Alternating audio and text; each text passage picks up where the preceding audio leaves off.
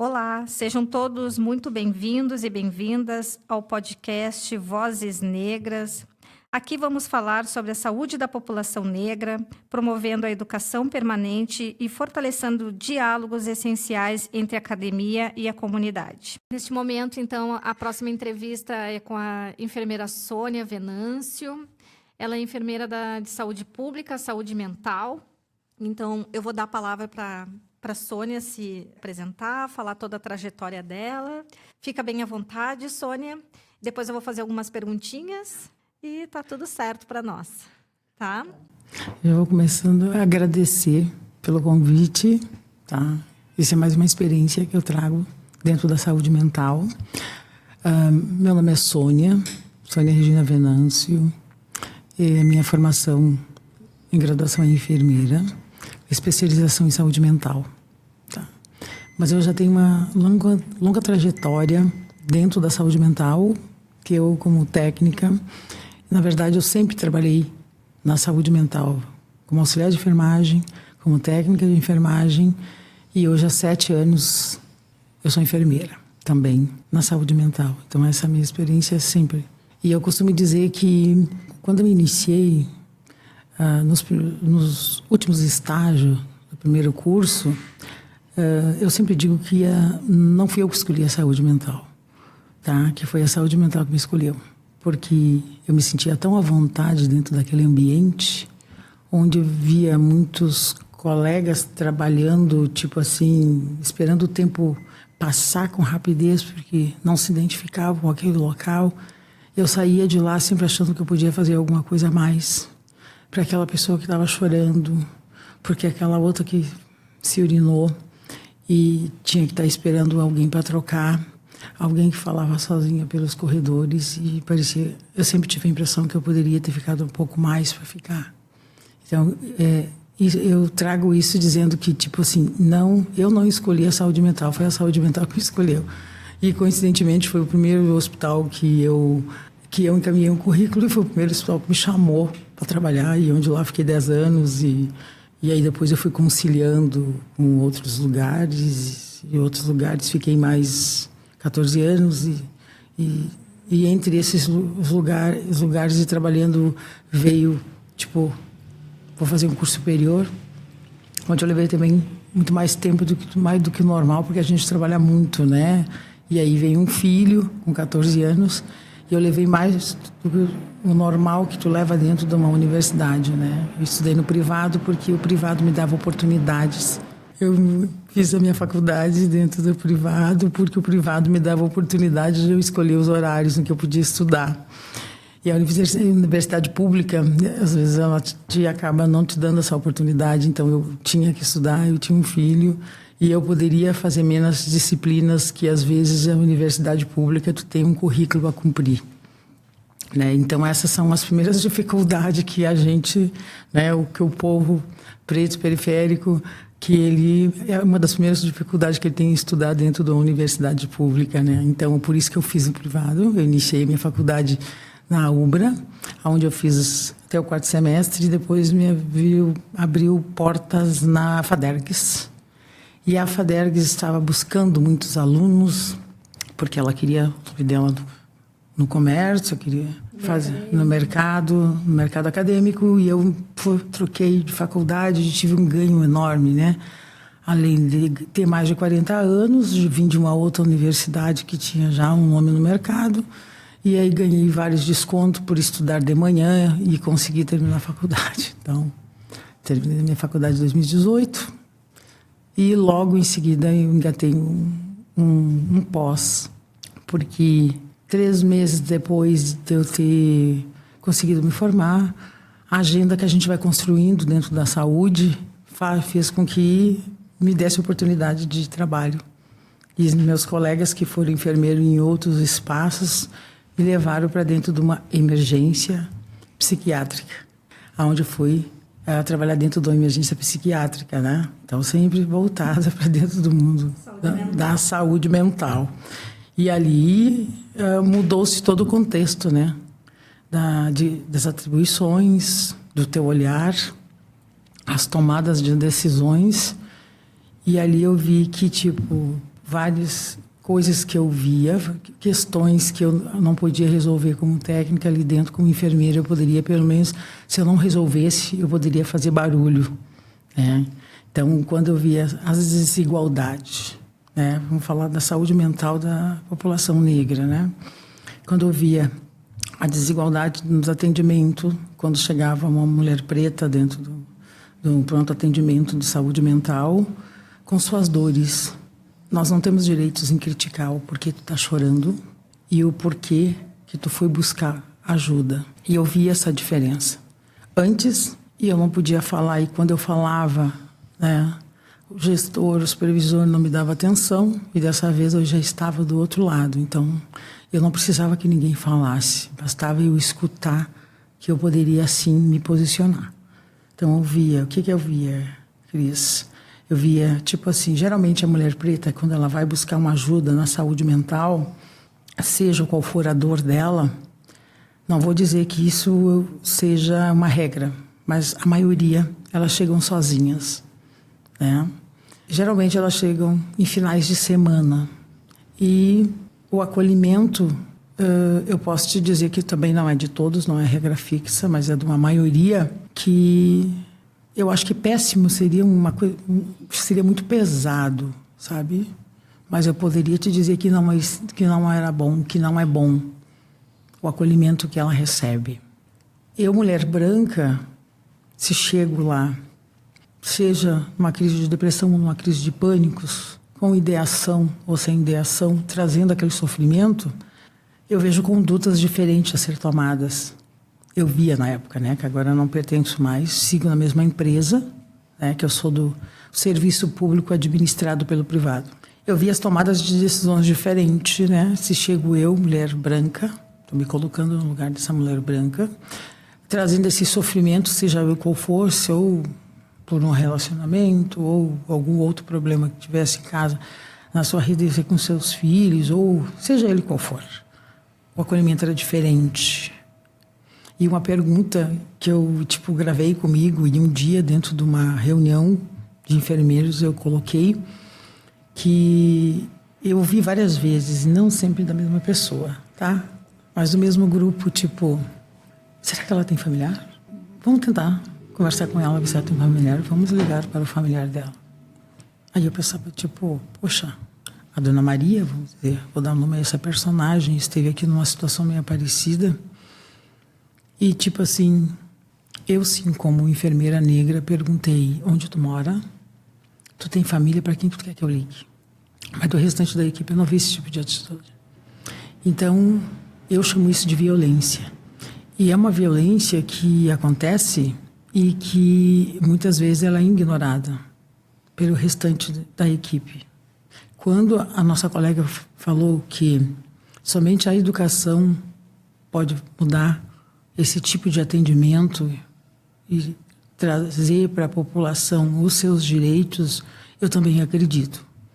E a população, a saúde, ela deveria ser muito mais treinada e deveria ter um curso, deveria ter uma disciplina de letramento racial já dentro da universidade. Assim como eu acho que todo profissional que for para a área do esporte, que sai lá da periferia, tem um grande número de profissionais que eles são negros, eles deveriam ter um curso sobre economia, para eles aprenderem a guardar o dinheiro deles, né? E isso não acontece.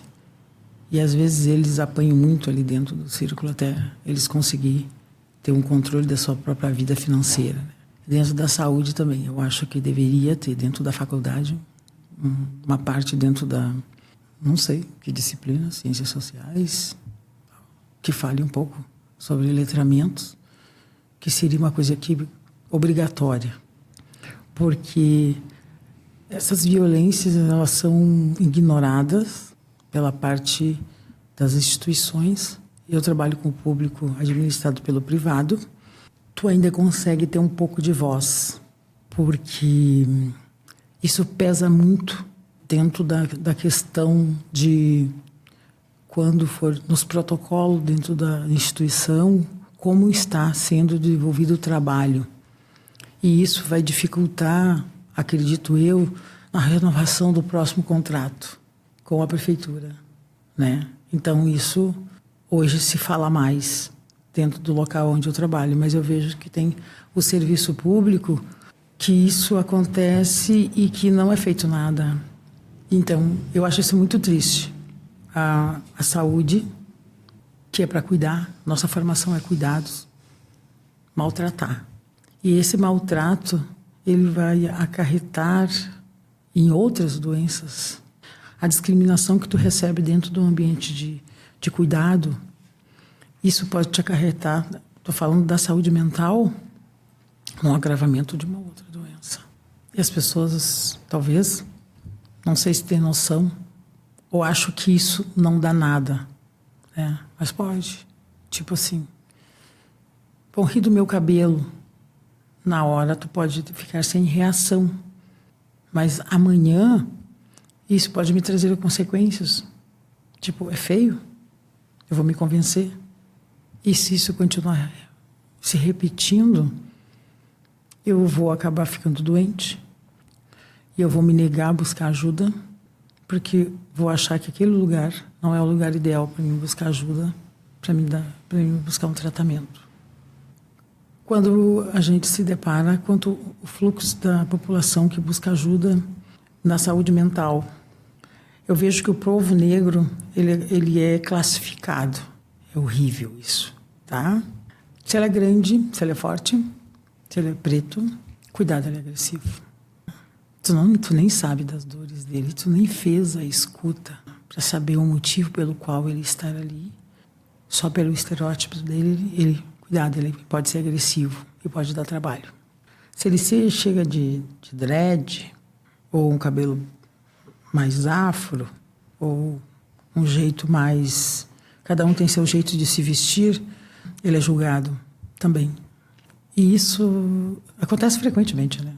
Aí eu me pergunto muitas vezes, assim, e fiz esse tipo de pergunta numa reunião outro dia que nós estávamos, tipo assim, eu acho que isso acontece porque a enfermagem, a saúde ainda é muito branca. Há pouca representatividade para que quando a população acessa o serviço, ela consiga se sentir acolhida. Às vezes um olhar que tu dá para a pessoa já faz toda a diferença. Eu acho a saúde muito branca ainda. Tá? E isso faz com que essas agressividades elas vão tendo continuidade. Que bom que nós estamos lá. Que bom que nós estamos lá e a gente... Não vamos dizer que a gente vai mudar, mas a gente vai fazer barulho. Que hoje a gente... Vamos dizer... Eu vou dizer que, tipo assim, eu estou descobrindo agora que eu também estou procurando ler através do convite que eu recebi, do curso em que eu me formei agora sobre promotores da saúde da população negra, com os professores, os gênios maravilhosos que a gente teve, que são os doutores, que são os pesquisadores do racismo, né? Que eu também estou procurando, estou entendendo hoje mais sobre racismo, eu como mulher preta, 58 anos, sabia muito pouco sobre a minha história. E a gente vai aprendendo que tu tem que falar. A gente não pode se calar. A gente sabe que a gente vai incomodar, né? E em algum lugar ou outro, tipo, a pirâmide vai se mexer. Quando a gente vê uma fala que não cabe dentro daquele espaço, né? A pirâmide vai se mexer, tipo assim... Vai vir as críticas, com certeza. A gente vai ter essas críticas, tipo, nossa, só porque ela fez aquele curso, se acha no direito de falar. E não é, tipo assim, hoje eu tomei voz, tomei coragem de dizer, não, está errado. Tá? Por que tu acha que o primeiro cuidado do João, quando ele chega lá desorganizado, porque ele foi levado por um outro serviço, porque ele estava na rua desorganizado, e ele foi levado para dentro do ambiente hospitalar, por que tu acha que o primeiro cuidado dele é a higiene? Beleza, tá? Mas não é a prioridade. A prioridade é estabilizar o quadro dele. Por que tu acha que o segundo cuidado é cortar os cabelos deles? Se os cabelos deles é a referência, né? Se os cabelos dele fazem parte do estereótipo dele. Então, hoje a gente consegue falar, não. O primeiro cuidado é estabilizar essa crise de ansiedade, essa desorganização, da melhor maneira possível. Porque se O fato de ele estar desorganizado não significa que a gente tem que usar todos os protocolos de um paciente. Digamos que nem toda crise de esquizofrenia leva à agressividade. Então, isso é conhecimento, né? E a gente consegue se posicionar quanto a isso. E lá, no final, quando essa pessoa sai, eu acho que o ganho maior, quando ganha uma alta, é quando diz assim: muito obrigado, você é uma pessoa incrível. Eu já ganhei meu mês. Digo, se eu não receber salário, só o fato dele reconhecer, dentro da confusão em que ele estava, que diz assim: muito obrigado, você é uma pessoa incrível. Eu digo, esse é são as classificações de dentro da doença em que a pessoa não é todo momento um ser confuso e que ele reconheceu o bom tratamento. Se ele reconheceu o bom tratamento, ele reconhece também quando ele é maltratado. E há essas diferenças, né, que não deveriam existir dentro da saúde mental. A mulher, ela sofre muito mais, porque ela é mais exposta. Ela é mais exposta e geralmente ela está sozinha. Geralmente ela é mais agressiva. Ela é mais agressiva. Quanto mais escuro o tom da tua pele, mais agressiva tu é.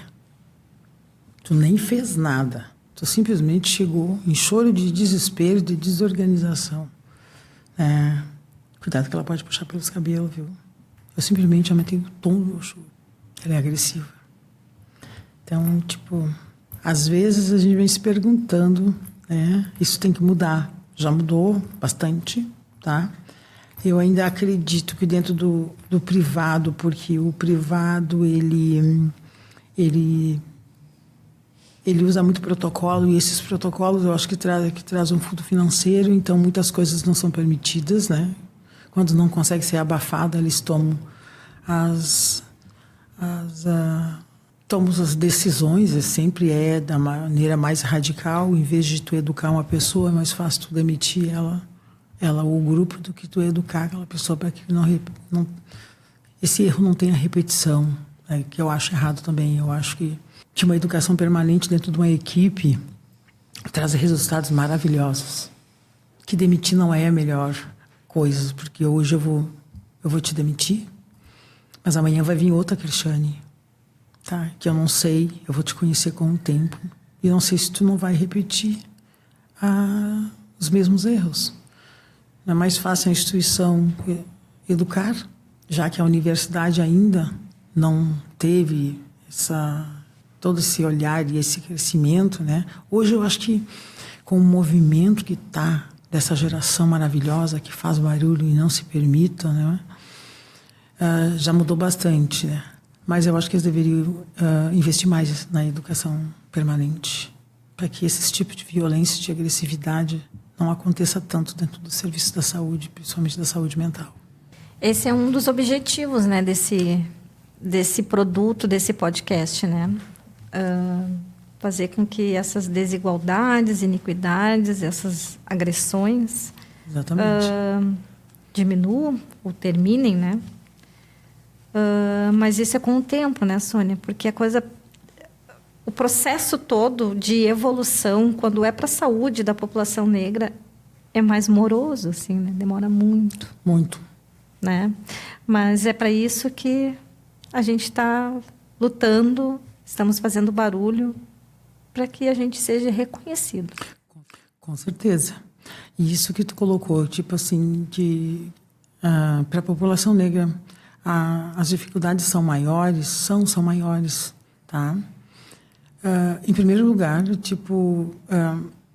quando ela chega a acessar o serviço buscando ajuda, porque realmente ela já está no esgotamento, extremo, grave, né? Muitas vezes porque ela não se permite estar naquele lugar de sofrimento. Por quê? É frescura. Tu é forte. Porque a saúde mental, como assim? Isso é coisa para louco. Ainda tem muito esse preconceito, né? O difícil acesso que elas têm de fazer escolhas. Vou buscar ajuda porque eu não estou bem hoje, ou vou trabalhar. Ainda tem o grande preconceito da mulher se permitir sofrer e se permitir buscar ajuda. Existe uma saúde para cuidar, existem profissionais para cuidar, mas também tem o preconceito, tipo, dos rótulos, né? Que essa mulher vai levar. Já começa com a dificuldade de chegar até o serviço de saúde, porque são poucos que têm. E quando tem, tu tem uma fila de espera para ficar lá até ter o atendimento. Tu não sabe o tipo de profissional que vai te receber. Dependendo do que tu vai contar, tipo assim, é mais um Silva. E tu acaba naturalizando aquele sofrimento. Isso é horrível. De tu ouvir do profissional, tipo, eu vou prescrever tal medicação, que isso seria negligência médica, a gente poderia, porque não adianta eu dar essa medicação porque ela não vai tomar. Como assim? Tu vai decidir o tratamento. Se tu não conhece o paciente para dizer uma coisa dessa. E tu não conhece nem as dores. Na primeira escuta qualificada, escutativa que tu faz, tu não vai conhecer. Tu só vai conhecer realmente o paciente, segunda consulta, terceira consulta, a primeira, tu vai atacar a crise e é isso. De dizer que tu pode sair dentro do diagnóstico. Na primeira consulta, nossa, não sei se Jesus Cristo conseguiria fazer isso. Né? E não é na saúde mental que a gente trabalha com heróis, com milagres. Né? Então, a gente vê muito isso e esse tipo de violência diminui. Ela já tem dificuldade de chegar até ali, porque às vezes não tem passagem, porque mora num lugar distante, porque tem outras atribuições em casa, porque tem filho pequeno, porque tem um trabalho, chega dentro do serviço de saúde, recebe uma violência, acha que aquele lugar não pertence a ela e que ela está sendo fraca por estar ali.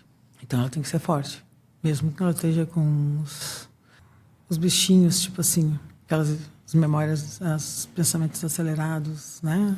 Doendo, a dor psíquica é dela, mas ela tem que ser forte. Isso é frescura. Vai trabalhar que passa. Né?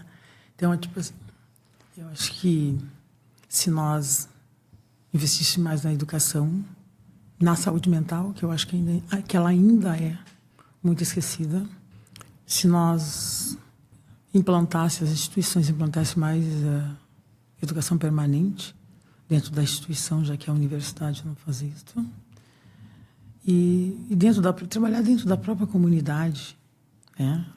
Vindo das UBSs, que os locais que tu busca pronto atendimento, os CAPs de transtornos, os CAPs de AD, eles ainda são territoriais e são muito poucos, eu acho, para a população, principalmente a população de Porto Alegre, né? O interior ainda é mais precário. Conheço poucos do interior, mas é mais precário.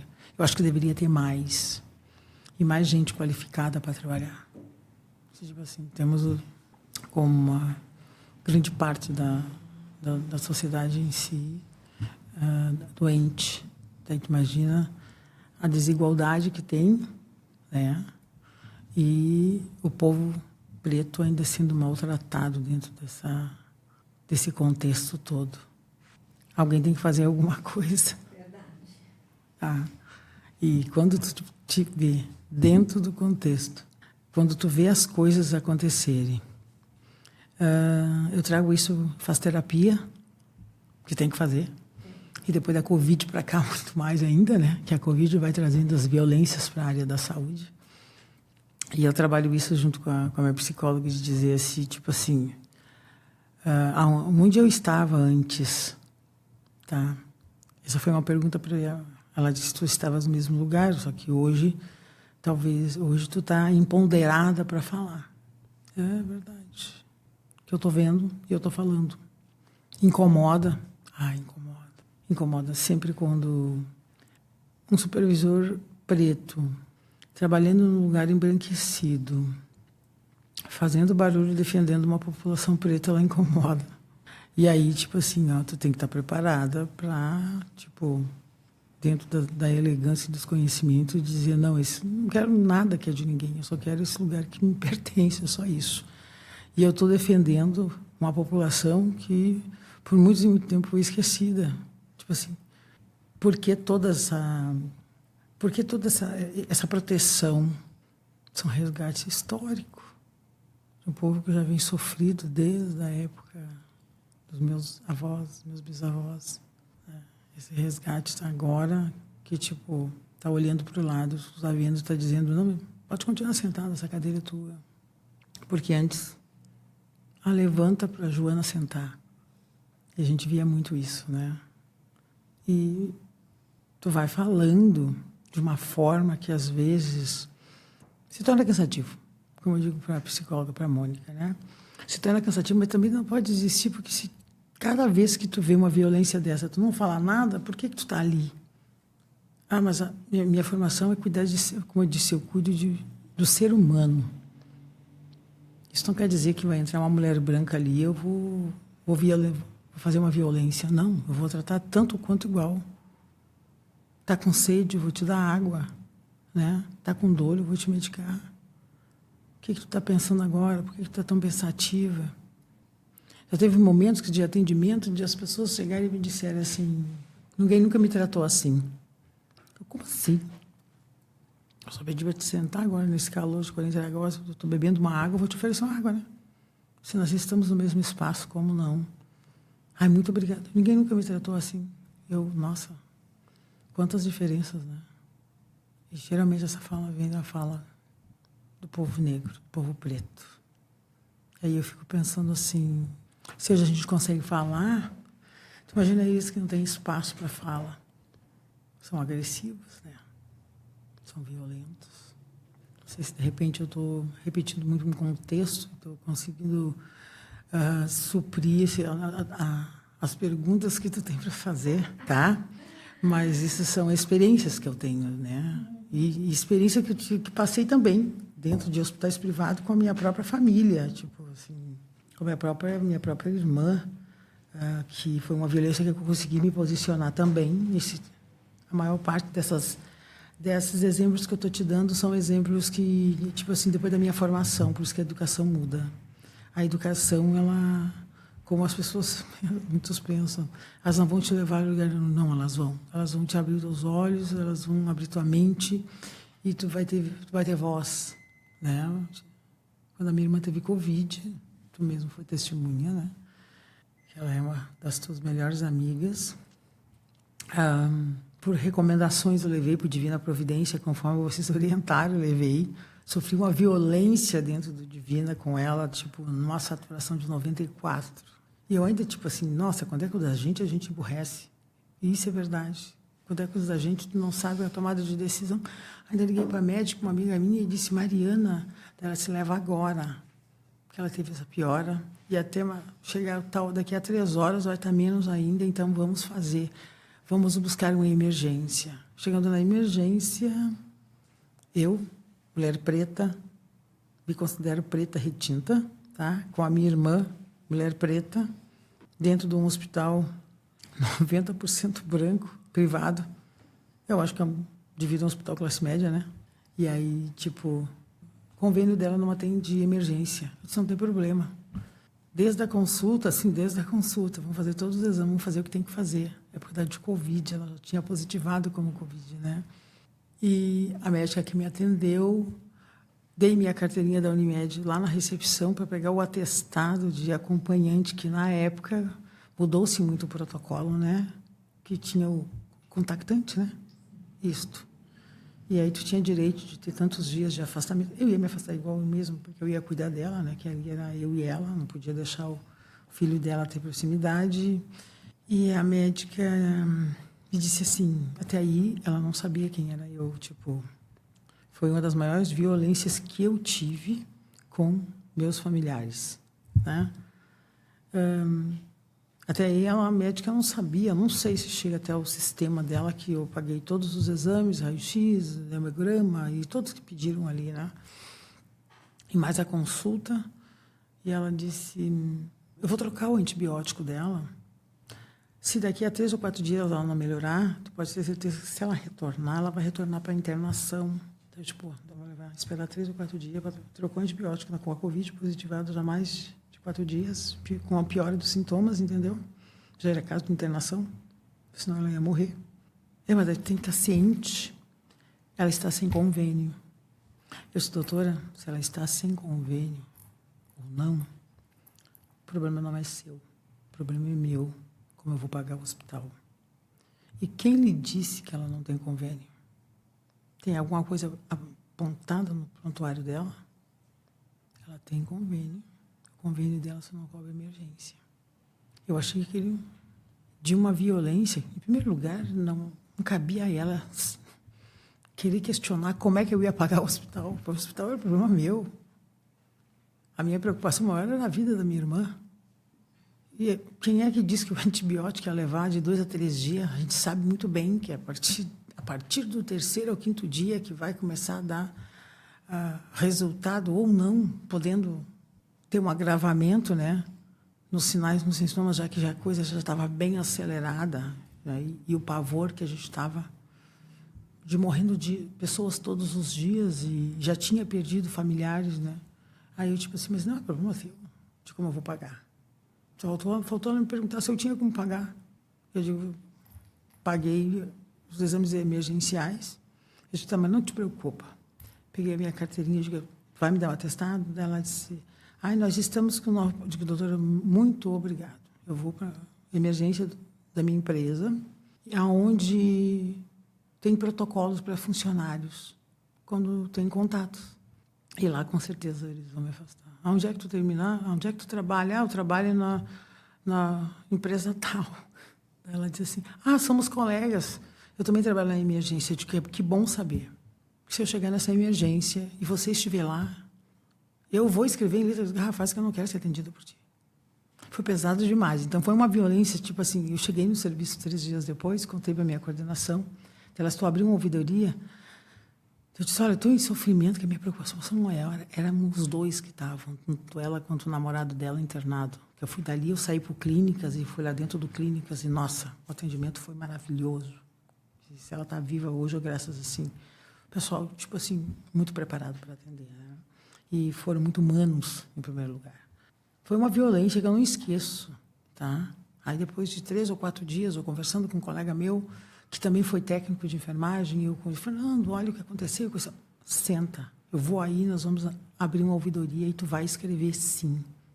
Tu vai fazer. Eu digo, eu não tenho forças para isso. Eu quero o melhor, quero que ela melhore, a melhora dela, do que eu abrir uma briga agora. Não, eu vou aí. Ele, um homem branco, tipo, foi na minha casa e tipo assim, tá sozinha? Eu tô sozinha. Eu vou sentar contigo e nós vamos abrir uma ouvidoria. Que a gente não pode aceitar que esse tipo de coisa aconteça. Então, tipo assim, foi uma violência tão grande que eu acho que, tipo assim, se vão te contar, talvez tu não tenha o peso de quando tu sente.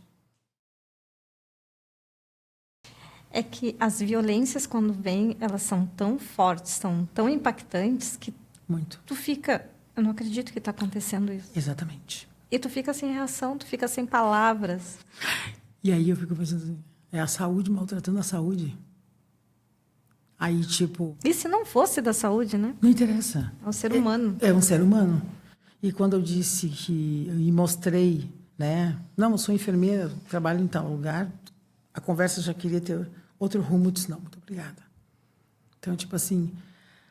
Ali foi um momento que eu também não me calei, entendeu? Que daí aconteceu comigo. E eu vi tá? Que todas as vezes em que eu me coloquei em defesa dos pacientes e das pacientes que eu via desigualdade no tratamento, que eu estava correta, eu estava corretíssima nas atitudes em que eu tomava, tipo assim, tá com dor de novo. Como se a dor tivesse... Existe a escala da dor, mas ela não diz que chega de 2 em 2 horas, de 1 em 1 hora, né? A dor, ela chega quando tem um agravo de alguma coisa. Então, ali, quando tu sente, Cris, essas violências, e quando tu sente essa violência, quando é contigo, a gente vê o peso que tem. E não deveria acontecer. Isso é saúde mental. Verdade. Sônia, a tua fala foi tão rica, eu tinha várias perguntas. Mas a tua fala foi tão rica, que contemplou, tá? Eu gostaria que tu deixasse uma reflexão, tu deixasse uma mensagem. O que tu tem para contribuir, o que tem de reflexão para compartilhar com a comunidade do hospital, a comunidade da saúde da população negra? Como reflexão, saúde mental. Eu acho que nós devemos não desistir dessa luta, tá? Esse é o primeiro, nem é o primeiro degrau, o primeiro passo, tentando chegar ao primeiro degrau, né, Cris? Meus parabéns pelo teu trabalho, tu está trabalhando dentro desse tema, né, que é rico, e isso vai servir, né, lá na frente de base de estudo para outros que virão, né, que a gente tem que se debruçar, sim, e a gente tem que falar que isso não deve acontecer, isso não pode acontecer. A gente não tem o direito de gerar uma outra doença. Tu já chega com uma doença que futuramente tu pode agravar e levar a outra. A saúde não tem esse direito. O ser humano não tem esse direito de fazer isso com o outro. De fazer críticas, deboches, dar apelidos, nomes agressivos, né? Isso não deve acontecer. Nem dentro da saúde e nem fora da saúde. No momento que a gente se cala, a gente está contribuindo para que esse monstro cresça, né? Então, se a gente falar, a gente vai fazer algum barulho que alguém, de repente, que não tenha coragem, vai caminhando atrás. E fazer aqueles que não acreditam que são capazes de estar dentro desse contexto, porque existe muito a questão de tu tentar embranquecer o teu mundo para te ser aceito em determinado lugar, fazer com que eles não precisam disso, né? Que eles podem, sim, ter visão, né? Que a fala deles podem ser aceita, sim, ele como uma pessoa preta, que o povo preto, ele vai muito além de um corpo sexualizado, né? Vai muito além do que uma mulata que sabe rebolar bem, né? Vai muito além de uma cabeça pensante. Nossa, seres inteligentíssimos, seres lindos, uma cor linda, é um contexto lindo, né? Então é isso que a gente tem que implantar. Da pequena sociedade, eu sempre digo, da pequena sociedade para a grande sociedade. Então a gente tem que começar a trazer isso para dentro de casa, uma questão de educação, né? E levar isso para fora. Eu acredito muito na educação, porque a educação me transformou. Eu acho que todo mundo deveria pensar dessa forma e acreditar, tá? Não, isso não quer dizer que tu tem que viver com um livro 24 horas debaixo do braço. Não. Tipo assim, sentar e fazer conversas aleatórias, né? E falar com naturalidade sobre vários problemas, várias dores. Empoderar. Empoderar, exatamente. Então, esse é o contexto que eu trago para todos, todas e todos. Muito obrigada, Sônia. Estamos chegando ao fim de mais um episódio do podcast Vozes Negras, onde construímos juntos reflexões e diálogos fundamentais para a saúde da população negra, promovendo a educação permanente e ampliando a voz da saúde coletiva. Quero agradecer imensamente aos nossos convidados e convidadas que compartilharam seus conhecimentos, experiências e inspirações. Sua contribuição fortalece este espaço de aprendizado e transformação. E, é claro, o nosso agradecimento em especial a você que nos escuta e participa dessa jornada. Sua presença é essencial para ampliarmos este movimento em direção a uma sociedade mais equitativa e consciente. Quero agradecer também a minha professora Violeta Guiar, no qual me apoiou em toda a trajetória, o PPG Ensino na Saúde, vinculado ao URGS, e ao Adjuntos, a equipe no qual está fazendo a gravação deste podcast, que eu tenho certeza que será muito especial. Muito obrigada, uma boa tarde, uma boa noite a todas, todos e todes.